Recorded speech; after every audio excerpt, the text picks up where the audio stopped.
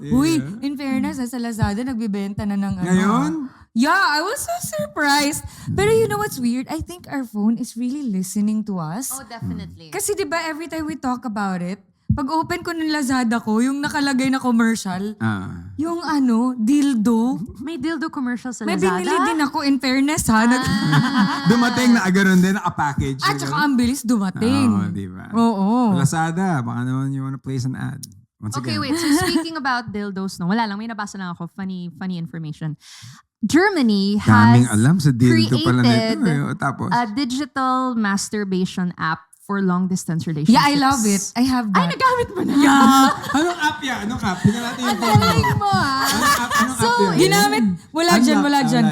Nasa isang phone ko, syempre, baka naman makita ng kung sino-sino yan. Yeah. Pang work phone ko to eh. So, binasa ko talaga siya. It's on Nat Geo Maganda siya. account. Like pag malayo yung jowa mo, pag nasa abroad, kasi before matagal na to ha, I had a long distance relationship. Kilala Trip ko siya. lang. Kilala ko ba siya? Hindi mo kilala yun. Ano yun ni? Crazy yun. Charot!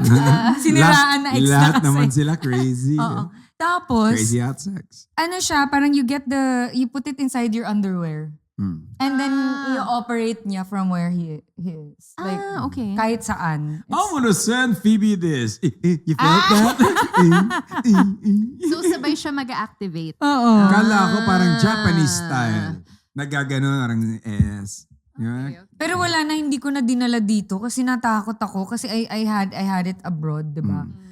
Pero nakakatakot kasi baka pag sa airport, baka may isa kasi akong friend before na hinto siya sa airport dahil dun sa Nag-vibrate. dildo niya. Ooh. So parang pagdaan ng x-ray. Kasi Excuse me. nag-vibe, naka-on Pero kasi. nakakahiya, 'di ba? I mean like, oh my Imagine, God. oh, excuse me, ma'am. There's something inserted in your cavity.